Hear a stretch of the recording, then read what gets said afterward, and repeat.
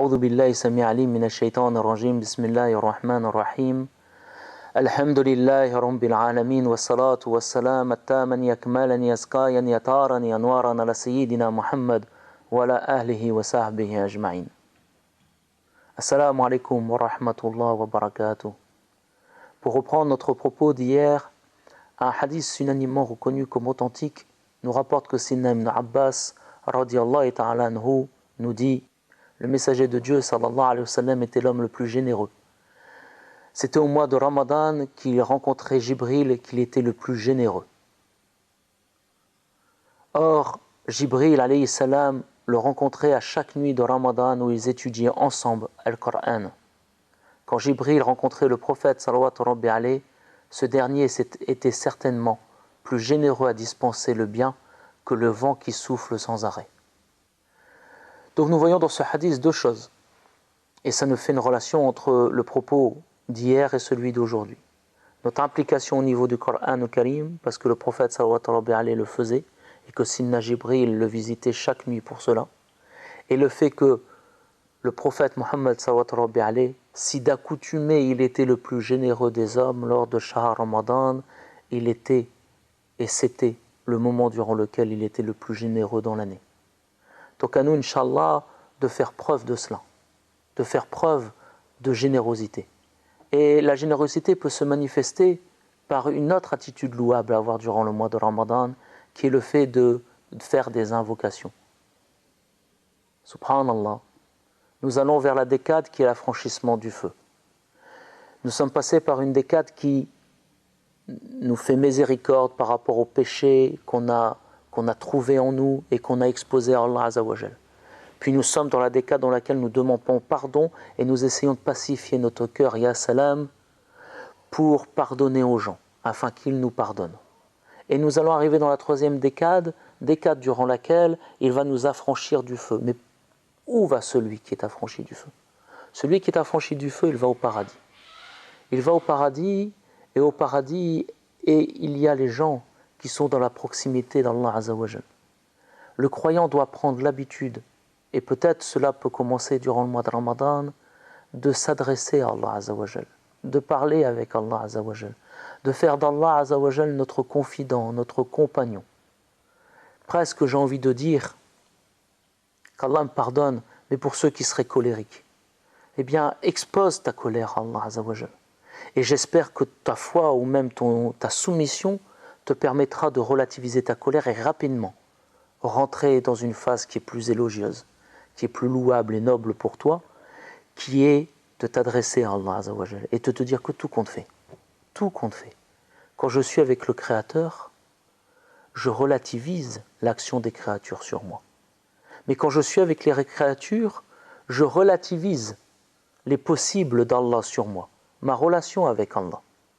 Dans un hadith, le prophète Mohammed sallallahu alayhi nous dit: l'invocation du jeûneur au moment où il rompt son jeûne n'est pas rejetée. L'invocation du jeûneur au moment où il rompt son jeûne n'est pas rejetée.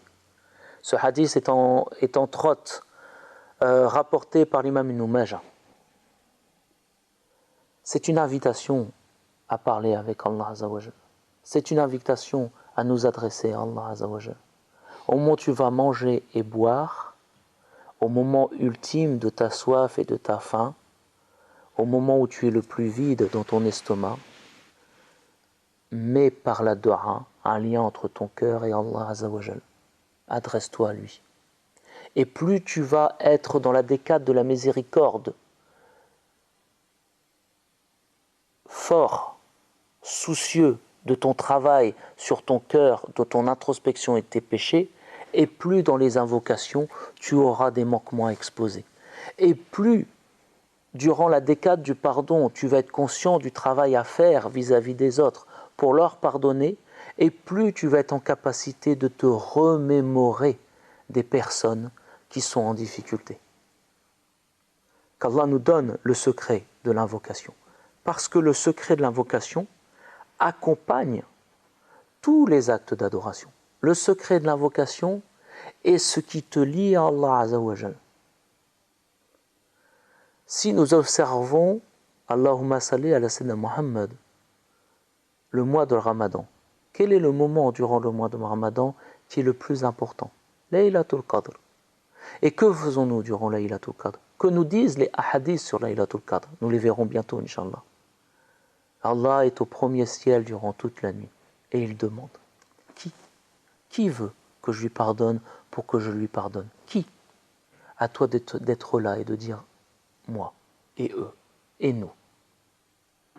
Durant le Hajj qui arrive bientôt, il existe un moment, si nous ne faisons pas, le Hajj est caduc. Si nous le faisons, le Hajj est accepté.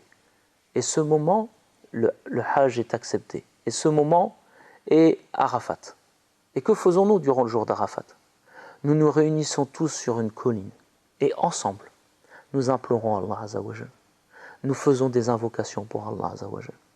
Quel est le moment le plus important durant ta prière?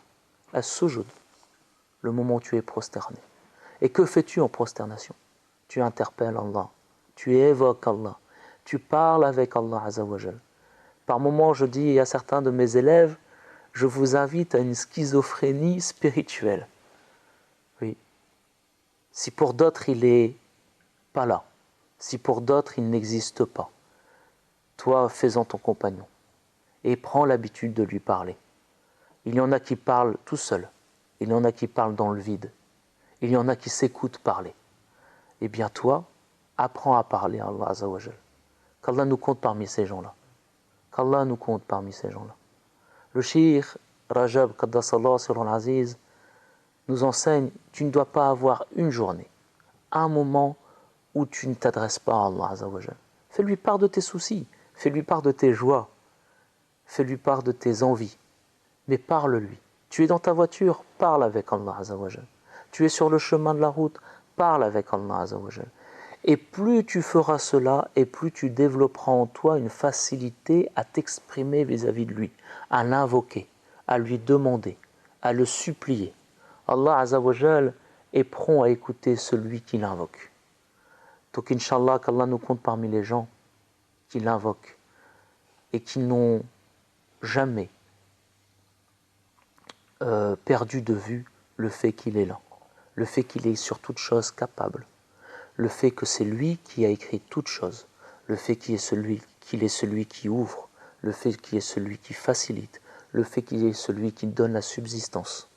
Ainsi le musulman prend peu à peu conscience que son meilleur des alliés c'est Allah Azzawajal, comme il nous le dit dans le Coran al-Karim, Nahnu awliyaukum fi azal dunya wa fil hayati al-akhirah. Nous sommes votre allié dans ce monde et dans l'au-delà. Inch'Allah, qu'Allah nous compte parmi ceux-là, bi'iznillah. Amin, amin, amin.